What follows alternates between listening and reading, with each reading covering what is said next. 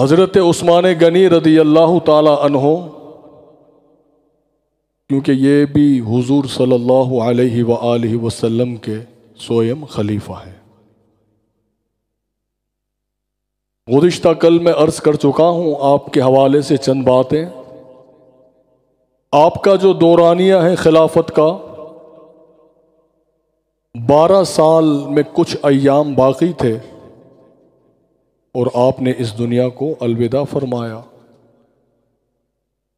یہ حضرت عثمان غنی کا مقام ہے کہ جتنے سال منصب خلافت پر آپ فائز رہے، آپ نے منصب خلافت پر فائز ہونے کے بعد جو خدمات سر انجام دیتے رہے اور جتنے عرصے رہے، آپ نے اس کا کوئی معاوضہ طلب نہیں کیا، والنٹری آپ یہ تمام خدمات دیتے رہے۔ اگر حضرت عمر ابن خطاب کے دور کے ساتھ کمپیئر کیا جائے تو مور دین 60,000 دینار سے بھی زائد یہ اس دور کی جو رقم بنتی تھی، مگر حضرت عثمان نے کچھ بھی نہیں لیا، بلکہ جب بھی جہاں بھی اسلام کو ضرورت ہوتی تو وہ اپنی جانب سے ان ضروریات کو ذاتی خرچ سے ضروریات کو پورا کرتے۔ اللہ تعالیٰ نے آپ کو مال بھی عطا فرمایا تھا اور آپ کو وہ جذبہ بھی عطا فرمایا تھا، وہ دل بھی آپ کو عطا فرمایا تھا کہ آپ اللہ کی راہ میں مال کو قربان کرتے تھے، مال کو لٹاتے تھے اور رب تعالیٰ کی راہ میں آپ اپنے مال کو خرچ کرتے تھے اور مال میں اضافہ ہوتا رہا۔ مدینہ طیبہ میں ایک ہی کنواں تھا جو میٹھے پانی کا تھا، باقی اور بھی کنویں تھے ارد گرد۔ آج بھی وہ کنواں موجود ہے بیر روما کے نام سے، بہت سے خوش نصیب جنہوں نے زیارت کی ہے۔ یہ ایک یہودی کی ملکیت میں تھا۔ اب وہ یہودی کیا کرتا کہ وہ پانی فروخت کرتا، بیچتا، تو ایک مسلمانوں کے لیے آزمائش تھی اور مسلمانوں کے لیے اس وقت پانی پینا افورڈ کرنا یہ مشکل تھا۔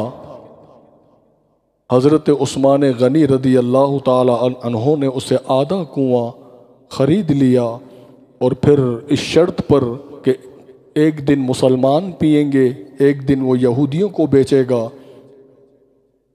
حضرت عثمان نے خرید کر وقف کر دیا۔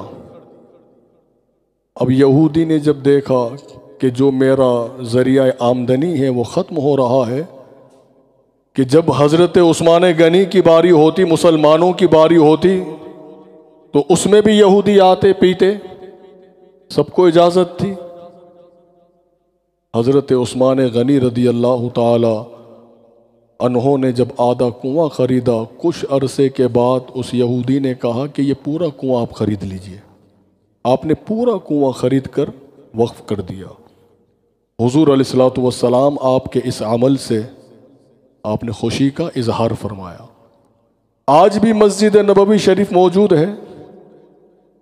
یہ وہ مبارک مسجد ہے کہ جب اس کی توسیع کی بات آئی، اس مسجد کو بڑھانے کی بات آئی، تو اس موقع پر بھی حضرت عثمان غنی رضی اللہ تعالی عنہ نے بڑھ چڑھ کر حصہ ملایا۔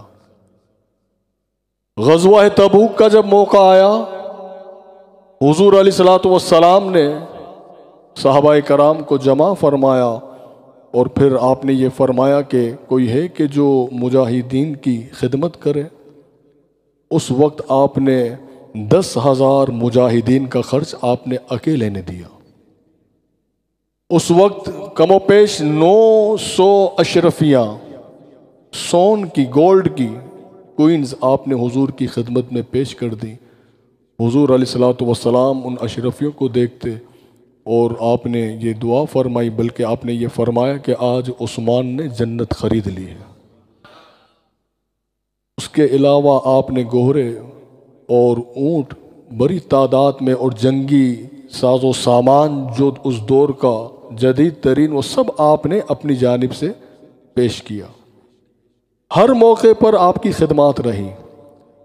ہر جمعہ کے دن جناب عثمان غنی ایک غلام کو آزاد کرتے تھے۔ کوئی جمعہ ایسا نہیں گیا کہ جس جمعہ کے دن آپ نے غلام کو آزاد نہ کیا ہو، آپ غلام خریدتے اور غلام کو آزاد کرتے۔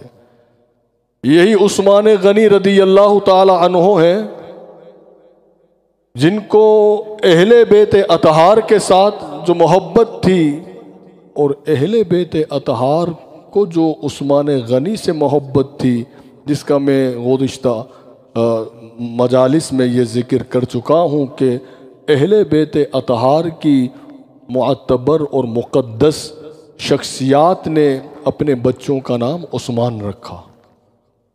جیسے حضرت عباس علم بردار آپ کے بھائی، ان کا نام مولا کائنات نے عثمان رکھا، جو کربلا میں شہید ہوئے۔ پر سنہری دور تھا۔